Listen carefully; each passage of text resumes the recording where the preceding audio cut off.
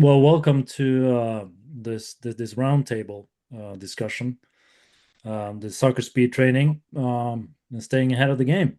And we have two brilliant guests today: Sam Wilson from Arsenal, and then Anders Braastad from Bodø Glimt. I will start with you, Sam. And first and foremost, congratulations on the Premier League win. That is a massive one. So big congrats from all of us. That's pretty Thank cool. you. Thank you very much. So why don't you introduce yourself, Sam? Like, who are you? Where do you come from? What do you do? And then Anders, you will just follow suit. Okay, thank you. Yeah, firstly, thanks for having me. I appreciate all the time and effort you've put in with us over the last few years, Ola, and it's been great to be connected with you and your team. I am Sam Wilson, as you said. I'm from London. I work in London now with Arsenal. I've been here for 12 years now, and I spent the first 5 of those years in our senior academy with the under 21 and under 18s teams, and then the last 7 years in the first team. My role now is the lead physical performance coach, where I've been for a couple of years. And yeah, that's a bit of me. Previously, I worked in a smaller team in England in League One, which is the third tier of English football, and I left there to join Arsenal's academy. Brilliant. Great to have you. And some of you may know, or some of you may not know. Sam was to have joined us earlier this year on a webinar, but yours truly had a little mix up of time zones, so that one was all on me. So we're actually very happy that you could come back and do this now, Sam. So much appreciated. No problem. Pleasure. And then Anders, stage is Yes, yeah. yours. So my name is Anders. I work as a physio in Bodø Glimt. So I've been here now for 1 year and a few months. Previously, I was in another club in Norway called Odds Club, and then before that, I was actually also in a League One club, same like you, and a League Two with Northampton Town Football Club for a few years. So that's where my football journey started.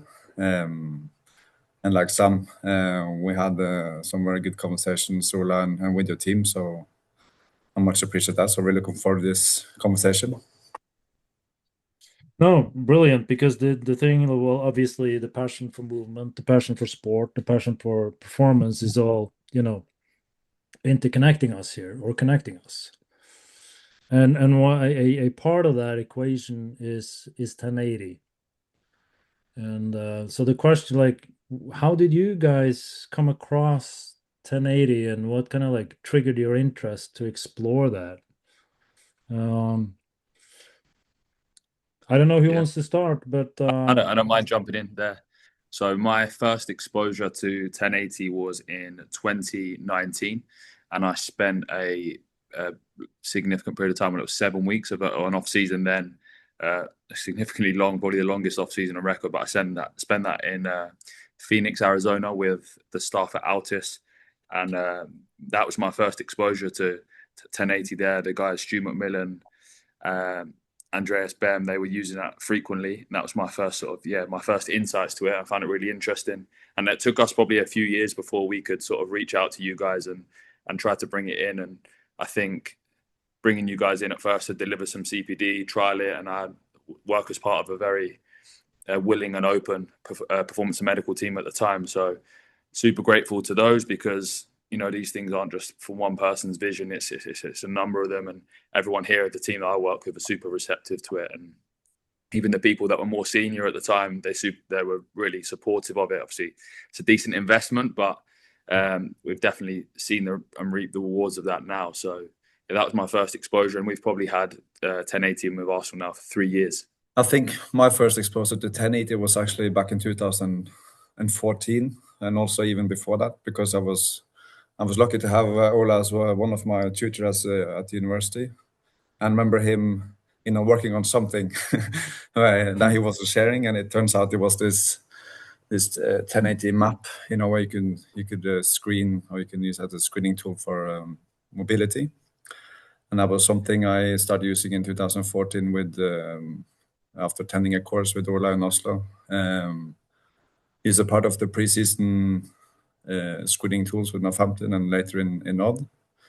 And I think I first got hold of a machine in 2019 or 18. I think it was 18 in Odd, where we had it was actually after conversation with Orla because we had a hamstring injury. And I was talking to Orla about how should I approach this, and he said you should slow it down with resistance.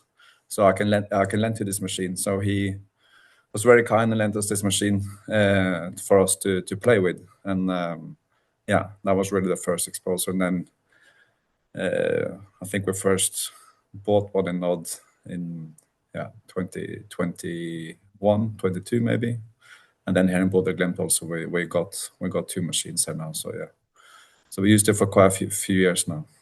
So I'm talking to some very experienced guys here, which is great, you know. And I'm also very happy, Anders, to see students come up and having a significant impact, you know, and actually taking some of the nonsense that I taught you in school and bring it with you and you know put it to play, which is pretty cool. Well, like let's dive like right into it and what is it that you consider like maybe the most important? I know that's a little rough, but most important quality or qualities that you want to target from a strength and conditioning and a performance perspective in elite football today? Like, what are like your rankings? Like, what's on top of your list, so to speak? No, I think from I can start this one, Sam. I think it depends a little bit on the team, the playing style, and this. But I think for us, it's all about being explosive and quick and change our direction. The ability to decelerate. We often talk about speed, but I think also until lately the ability to decelerate has been not researched that much. And I think what's really cool with 1080 is you can get continuous data, so you can actually look at the deceleration from more than just the final step, which was previously the focus. So I think for me, I think it's very difficult to rank it, but I think this is a very important quality, and I think that the way the research is moving now, and you get more information and more understanding of the deceleration phase. I think this, changed maybe a little also the way we can train. Interesting. I'm gonna sort of look at it from a slightly different lens, and I think it's important to consider how speed fits into our wider performance piece, technically, tactically, physically. But I think ultimately what we're trying to achieve as sort of performance or medical practitioners is at the intersection of 3 things, and we want our players to be available, ready, and be able to perform repeatedly. Like the way our schedule seems to grow now, I'm not so sure for you there, Anders, but the demands and the frequency of games just grow and grow. So it's where does speed fit within that? But you need your players fundamentally to be able to play. This season could be one that looks at 65, 70 games, 75 games for some international players. And where does speed fit within that? And then where does it fit within each individual in your squad? And then maybe how does it fit within your system as a club? So for us, with our units, we don't just use them with the men's first team. They're in our performance center, and we're able to use them with the women's team. We're able to use them with the senior academy of the men's. So I think it's really important of how that speed or the specific quality you're trying to train, the adaptation that you're trying to achieve, fits within the bigger puzzle, because that's not the be all and end all of what we're trying to do because of the frequency of games. We don't play once and then have 7 days to recover and make training adaptations and then play again. It feels like for us the weeks are more they are significantly more congested than they are not. So we often play a weekend game, a midweek game, and another weekend game. So yeah, that's where my mindset sits, probably with what's the most important quality we're trying to achieve. And also there, Sam, you touched upon something important, because you say like it's being used with your academy. Obviously, match congestion is different in terms of academy from the first team. How does that impact how you would use such technology or address this? Are there speed Yeah, development from an academy perspective, basically. Yeah, I mean, for the academy players, there's obviously less games, there's less accumulative fatigue. Probably that gives fewer performance constraints. Although they have to fit to, like, our under 21 team do fit really well around the first team training to support that. I think that's a really important consideration. But I think they're viewed more as development players. So when we're looking at this sort of quality, we're talking about speed, or we're looking at change of direction, we're looking at deceleration. We look at it through the lens of imposing a stimulus that's going to lead to a developmental outcome. Whereas with a first team player that's 48 to 72 hours away from a huge game, which every game seems to feel like because of the nature of the league, maybe you look at it through a slightly different lens. You're not trying to particularly overload a quality too much in the risk of inducing any negative connotations associated with that adaptation, like a huge amount of soreness, because you're so close to playing an important game. And the way the squad works is you don't necessarily know that players aren't going to play. However, what I will say is there are first team players that could lean on this a little bit more than there are. So not all players within the same squad are treated exactly the same, because there's certainly greater windows for more than others. But yeah, I think the academy, if I was to summarize it, I think the academy could use something more frequently than the first team. But speed matters just as much in both environments. You know, it's such a decisive quality at both ends of the pitch. So it's got a huge emphasis in all programs, I would say. Cool. How about you, Anders? How does it work in your context? No, I think what Sam is saying there is really important, that the performance aspect and the injury prevention aspect are interlinked, and it's very different to difference them from each other. And I think, like, we don't really have it implemented now with the academy here in our club, and I don't have that much experience with academy players using this equipment. But I think what Sam is saying is interesting, because you see how the game is developing now. You have developer players. Most likely, those players need to be able to run quicker. They need to be able to repeat it more. So, you have the time in the academy to maybe focus on this and build this foundation. So when they are ready for the first team, they can actually perform as the first team players need to do on a Saturday and on a Wednesday. So I think from an academy level, this is, or development side, this is really good thinking. So if we, like, in terms of specifics then, from the academy and the developmental side, using this kind of technology, what have you felt has been maybe like the most important stimuli? I know it's difficult to isolate these things, for sure, but what are some things that you're getting out of this technology that has been important in your context, basically? For us, I think we experience many of the same thing as Sam. We have many games, and what's a little bit different from us is we have, with the Champions League or the European games, the most of them come out of season. So we actually have a whole week to prepare for those games. But also in periods where we have more games, I think what we try to do anyway is to break things down. So maybe you can use, shorter distances. You can use resistance to slow them down, and they can push. So you can still coach, acceleration, for example.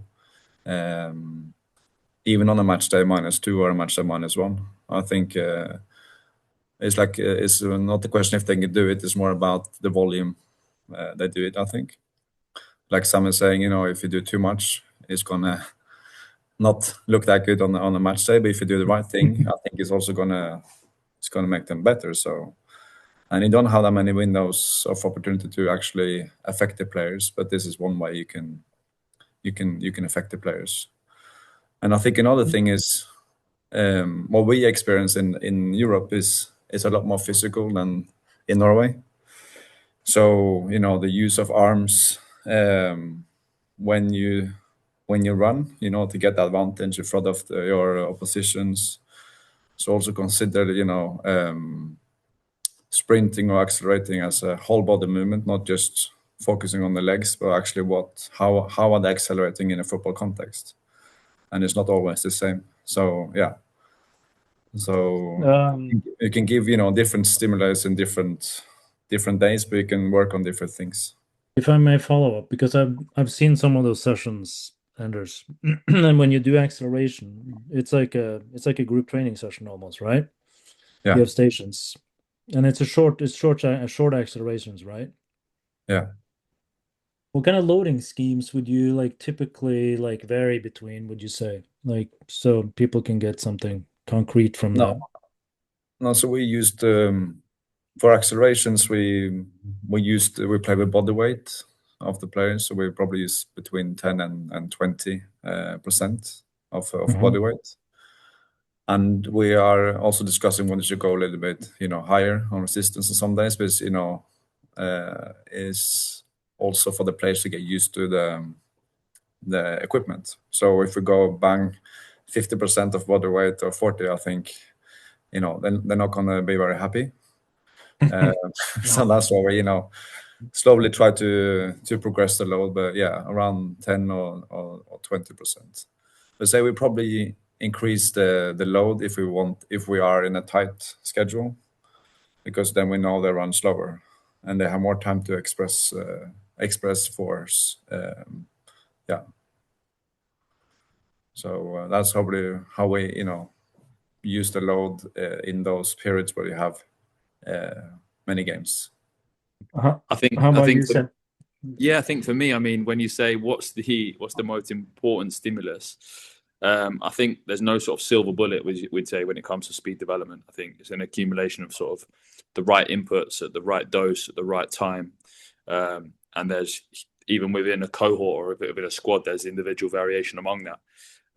Similar to what Anders said there, we've had some players that have really bought into this equipment, and the associated feelings that once they understand, they see the individualized nature of it, they really like the feelings associated to it. So in those rare times that we have longer windows between games and sort of fatigue is dissipated in from the previous game, we've had players that like to use this sort of thing the day before a game.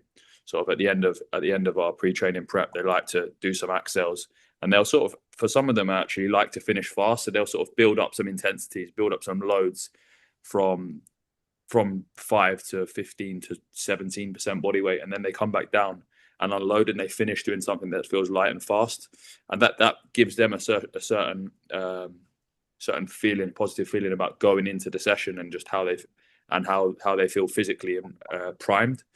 I think there might even be a psychological aspect to that they know they're fast, they know they're ready. It shows them that their body's in a good state. Now, one of the constraints we have if we do that is it's just the space. And I think the technology that we use there, it allows us to, we've got a record of, if you're doing some of these 10 meter or 15 meter accelerations, you at a certain percentage or a certain load, you know what guys are getting, and you can track progress really nicely over time. So that gives a nice bit of positive reinforcement to our players, and then they get associated to that and have a positive feeling to it, and that they want to do it more. So I think something that we could probably do the most frequently is acceleration based work. I think deceleration, Anders mentioned it before, it's attracting, and rightfully so, some good research and great interest. But I think one of the points to consider, particularly in first team players or older players and players that play a high amount of games, is people that can have like the amount of joint loading. I think that, depending on the surface that you're doing it, but they might also, one of the key things above all with this is how does it interact with what you're going to do on the pitch? Because you don't want to, for us, we don't want to have a really low training day outside. It's 2 days after a game, and actually in the gym before we're doing all the accels we can or all the decelerations we can, but then the coaches are outside having to modify the pitch. We need our work in the gym pre and post session to support and complement the work we're doing on the pitch. So yeah, that would be my sort of 2 cents towards the most important elements of speed training. It's how it all fits together. No, great. No, I agree. And obviously, I'm slightly different context, and then with age groups, and everyone is different within a cohort or a team, sure. And I think both of you actually touched upon it a little bit, because anytime you're like implementing something new, there's a new toy, there's a new tool, there's a new gadget. It's not it's not automatic that this will be adapted well, you know? So what have you done to get buy-in from the players and motivate them? You touched upon it a little bit, Sam. You said that there's some players that, like, you know, gravitate towards it or what Yeah. have you. So like what are you mentioned the feeling, like are Yeah. there other things that, you know, Well, that for you me, do? player buy-in always starts with trust, you know, and building trust with players is a fundamental part of the job, I would say. And Yes. strong relationships that you can have with your players make a difference there. So when the players trust you, I think they're far more receptive to the coaching inputs that you want to have. And I think when that allows you straight away to present such ideas, and I think one of the strengths of the equipment and the technology we're talking about is that individualization. And straight away, that player feels that the work that is being done is bespoke to them.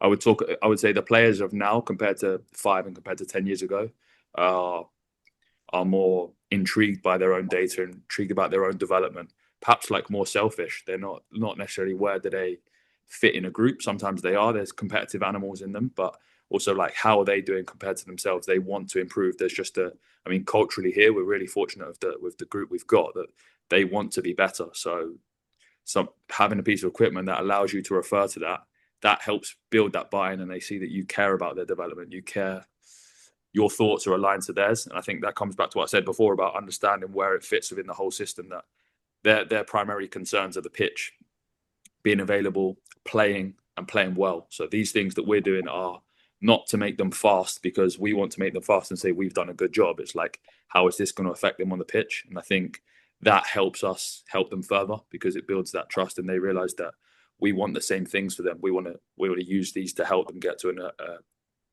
their shared goal, I would say. So I think building trust is absolutely key to that, and this piece of equipment allows us just to be very bespoke, and that reinforces it. It's like a positive cycle. There you go. There you go. I saw you nodding your head, Anders. Yeah, I can just repeat that. It's very well said. So no, I 100% agree. You know, it's all about trust, and I think, like you said, Sam, is the players have to trust you, but I think also then they feel they can trust the equipment. And one way to do it is instead of starting running, we'll let the players start using it as a core exercise, and just use the machine for a completely different reason, but just get familiar with the machine. He gets some numbers up on the screen. He gets competitive. They get some feedback from the machine, and from there, progress. And I think in the setting I have been in a way,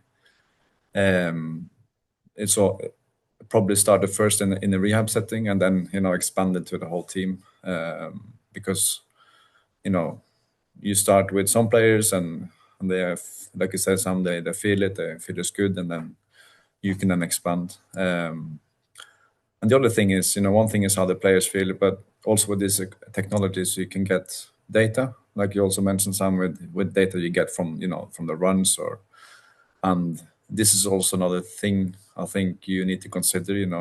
As the staff or the medical team or the performance staff, is this actually going to inform any of the decisions we are taking, or how is this going to affect our practice? And I think what's really cool with this is the players can actually see, they remember the numbers, when you have the running, and they remember, today I'm faster, today I'm slower. And they, like I said, they want to go again if they're slower, they want to improve. And it's really cool to see how the players also interact with the equipment. So I think that the instant feedback they get really help to implement this kind of equipment. They don't have to wait for tomorrow for the report; they get it straight away. So, I think that's help when you implement this. I think you touched on something important there, Anders. Because has this equipment then made your life easier as a coach, as a physio? No. That's an No, honest because answer. I If get I more if I ever questions. heard one. I get more questions unless. But that's your No, mind. That no, is I you. think. That's you having a bad teacher. That's Yeah, all. no, no. I think it's two ways to answer these questions. I think in the session, yes, 100%. because you know that the players are getting the right load. You only have the players can only press a button, to change the name, and then the load on the machine changes. So you don't have to run around with equipment and take weights on and off. It's in that sense it's super simple. So during the session, it has 100% made our life easier. But then, like I say, you ask questions. You look at the data. Maybe you ask players. We look at the times, for example, to see, okay, what's your normal? How are you doing today compared to normal? Why are you are the quickest players on the pitch? Why are you the slowest in the gym? Just you can ask these questions. So it gives you a bit more add-on work, if that's the right word, from the data you get, which is very good, because you can then push the players to improve, or you can ask them, or maybe you pick up something you didn't know. And so I think it's very, very useful to look at the data. So yeah, I would say no, it's not easier, but it's more informative, and yes, during the session. That's a very honest question. That's a very honest answer. I like Yeah. that. I like that. How about you, Sam? Has it made your life both more difficult and easier? I can see where he's coming from. I would say it's made it better. Yeah.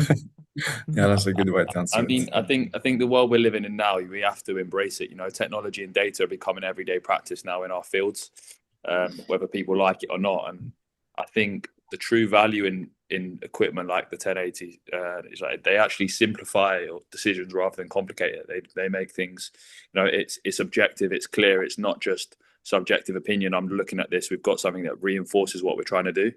And I think if we can lean on that, the objective nature of it allows for comparisons, of course, allows for competition, and competition you can drive intensity, and intensity can, is increasing our output. It's making us potentially more efficient and effective in what we want to do. So the same effort is actually, we're getting more out of the players because they can see there's some feedback. And then, like, from a coaching element, I think it's really important that we don't just then lean towards data. Like, for me, I'm not just holding a tablet and looking at the score and just saying to the player, yes, you've done that well. I don't see it as replacing coaching. I see this as a tool that helps reinforce good coaching. And that'd be something I'd want to emphasize. It's not like, now we've got this, we look at the load, okay, we're going up, we're going faster, we'll keep going, and I'm just looking at a tablet or an iPad. I think this reinforces good coaching. It allows us to do the movements that we want to do and just objectify them. And I think one of the considerations, I work in a part of a really good and big performance and medical team, but when you have so many people, I think having objectivity allows you to have like a baseline to talk about things, to like have performance discussion. It's not just my opinion that he's fast and he's not fast, or he's quick and he's not quick. We've got something that we can see, and we can have an intervention put in place, and then we can judge the outcome. So I think we could assess physical interventions in a better manner. So that's really good. And then I think one of the other thing is that, like, I did mention it before, but like the player's experience of what we're trying to deliver. So if a player feels the service we're giving them is better, I think maybe they buy into the rest of our program. And if they feel that individually they're cared for, and they're not coming into the gym and not every day they're doing the same thing, like, we have players that want to do this on a match day -1, and we also have players that don't. And I think that individual nature of the program is something that increases the buy-in that I spoke about before. That they're not all treated the same. They all play for the same team in the same squad, but they have different roles and functions on the pitch, and they have different physical qualities, different strengths, different weaknesses that we've objectively measured, and we're putting in place an intervention that can, or a method that can improve our interventions. So yeah, I think it's just important to remember that the data and everything we talk about is super valuable, but it can't replace good coaching. No, I think I want to quote you on that, Sam, because it's complementary to good coaching, and Yeah. that's a very, very good way of looking at it. I think, and one way actually, when I teach, when I'm in that teaching mode, I get petrified when people just stand and stare at the screen or a number or whatever, and forget the fact that there's a person in front of you and that person is moving or doing something, and that's not a good thing to see. But I want to, I think both of you touched on it a little bit. Like how having Anders, you certainly, and I know based upon our conversations and interactions for sure, but you said something about looking at the data and making your life not easier. So have there been like new insights and reflections, new perspectives gained from actually implementing this kind of tech and getting the data? Have you changed something? Like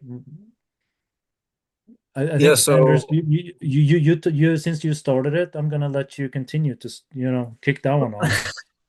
yeah. No, no, how do you say this? Like we look at, for example, acceleration, and we can see, what can we learn from the data afterwards? Because I think like I don't know how many staff you are, Sam, but we are not that many staff, I'm for sure. So There's a lot of so and also we have a very small gym, so the logistic for us to do sessions are very much different, I think. So the question we asked ourselves was, okay, how can we learn something from the way they run, um, without have to look? Is that possible? Because maybe you miss someone, because we have to maybe look at two groups at the same time or two stations at the same time. You teach something here, you coach something here, you coach something here, and if there's something we miss, can the data help us then to pick this up? That was really the questions. And so we're still looking a little bit, looking what can the steps give of us from information, or what can we learn about the force? Can we learn something about the distance? Can we learn something about how quickly they develop force? And then see, are there any trends? Are they different from week to week? Is the difference between the quick and the slow players? And what happens if we change the load? What's the difference in the step characteristics if we go from 10 to 20% of body weight? What happened and how does that affect what we want to achieve? So I don't have the answers to this yet, but maybe you have, Ola. But like we're still in our setting, we're still looking at this, and hopefully this is something we can use more, as the season develops and over the next few years. No, I think we'll learn together and move forward together. Because I think we are learning and we as a community are learning, and that's the 1080 way too. We're a very sharing community, and that's things that we learn and pick up and think about and explore. We share with our users, and that's the name of the game. So I think we're gonna grow together, figuring stuff out, because like with this technology, for instance, like you're saying, like how far are they moving? What are the speeds after X number of steps? All this is very, very important intel.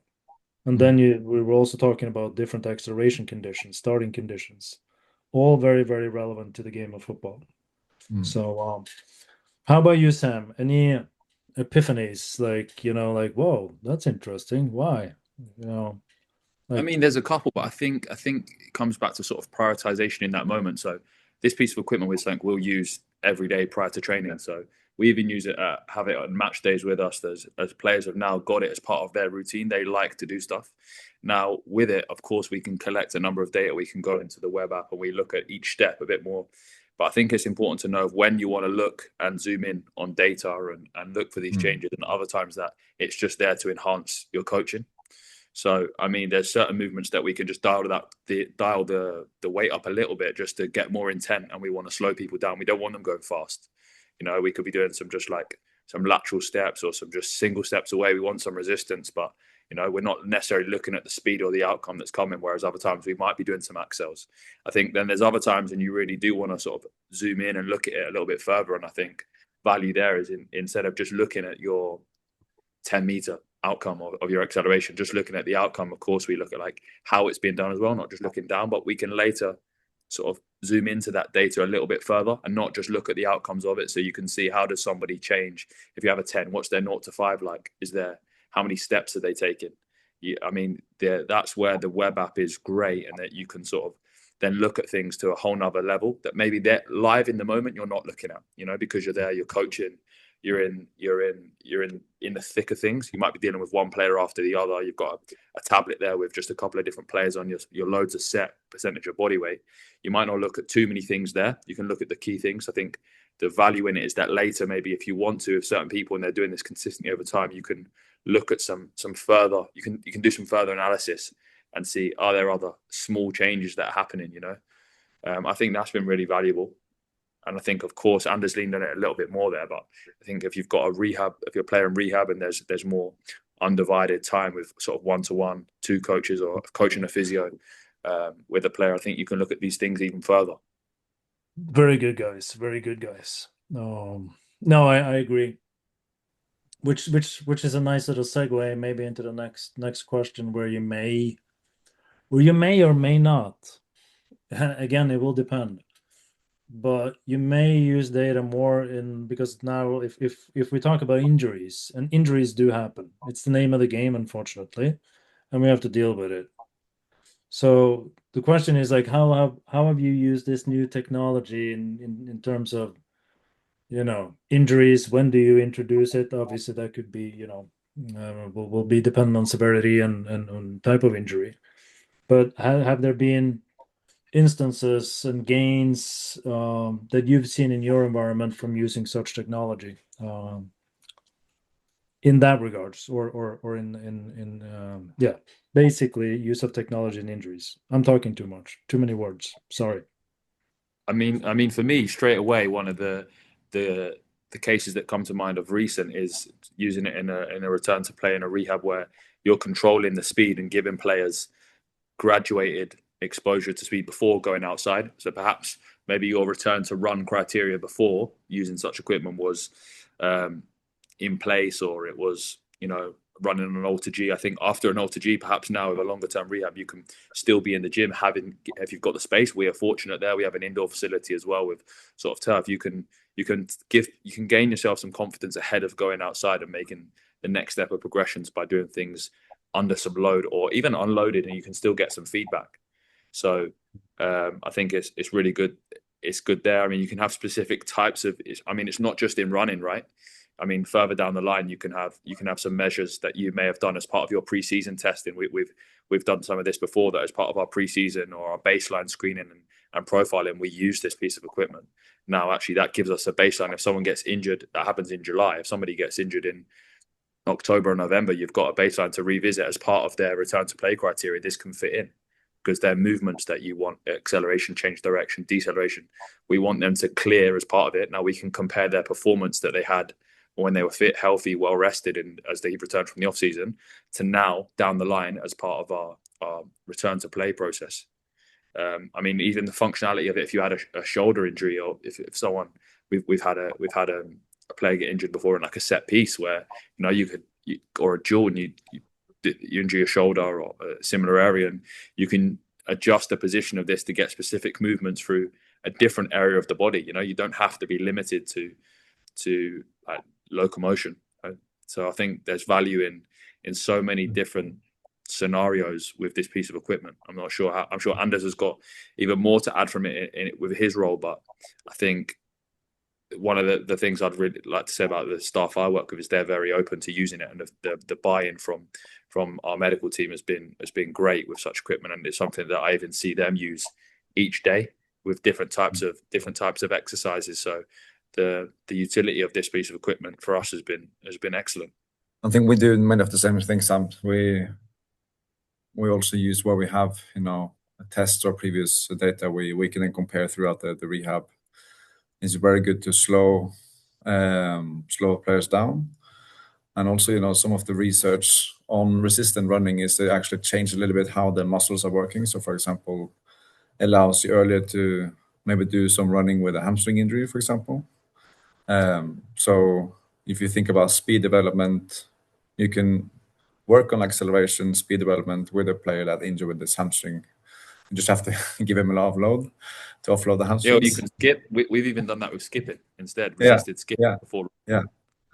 So I think that's really, really cool. With this equipment, you can actually then slow them down to actually progress them quicker, you know.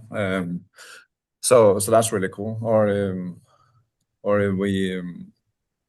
you can use it for, like, you know, testing for change of directions, or like you said, you do your priming before games, you know, with the lateral steps. Or you can also do all this in a rehab, you know, more of a, I think, quicker in a football context rehab, you know, because the arms are free, they can step, you can add the ball, and you get a little bit more neuromuscular load on movements where before you wouldn't have that load, at least not the control of the load. And you can change. Okay, now I want to work on the push, the concentric phase. You want to maybe don't give them too much eccentric load, so you can adjust this, you know, or the opposite. Now I want to work on the eccentric or the assistant load on the machine, and take off some of the concentric load.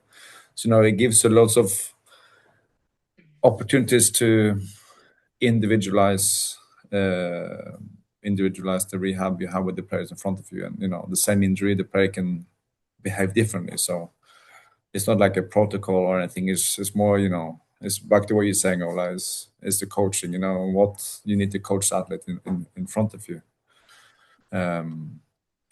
And also, I think what he says, Sam, is not just locomotor kind of runs or movements. We also can use it for testing, isokinetic muscle testing. Is also very, very good to use that. So I think that's really improved our rehab process. Yeah. I think with rehabs, when you think about the risk or the things associated with a re-injury, for example, how you want to reintroduce high risk movements or high intent movements, I think this allows you to do it in a sort of a controlled and measurable way. So you can then make more gradual, more systematic progressions, which then reduces your risk or a likelihood of a re-injury. So it allows you to make safe, objective, like. I agree. And I think what you said, the word intent is really, really important, because you can have them to have a very good intent, but they still run slow. So the players don't have to wait until they're fit to have a good intent or, you know, intention to move. They can move with really good intention very, very early on from the rehab. And I think this is, I don't know if it's the mindset of the players, but I think this is really, it's going to help the mindset, you know, because they feel good. They feel, oh wow, I can do this. And I think that's all about the intent or the intention to move normal and quick. So yeah, I think that's a very important point. Very interesting you bring the intent up, because we're writing something now, and we're looking at the differences in muscle activity under loaded conditions, and intent is a very, very important factor. Very important factor. So very interesting. And like I always say, you know, the applied setting is in sports science anyway. The applied setting is many, many, many times ahead of the research. So it's good to hear that you talk about these things. All right, I think we're getting towards the end here, guys, and this has been awesome. What do we do moving forward, basically? Like, how can we and you guys together, how can we improve moving forward? Where do you see that you yourself or others can push the needle a little bit? You know, some perspectives there, some thoughts, some reflections, if you will. Anders? I can go first. No, I think for me, like what I've been reflecting on lately, and I discussed it with you as well, Ola, is the starting position. I think that's really interesting. You know, what is the speed that you have when you accelerate? You know, now I think it's easy to accelerate from zero. But how often do we accelerate from zero in football? How often do we accelerate straight forward? How often do we accelerate, you know, in the starting position, leaning forward? So for me, I think, you know, how can we explore this more? You know, how is the difference from a winger and a center half?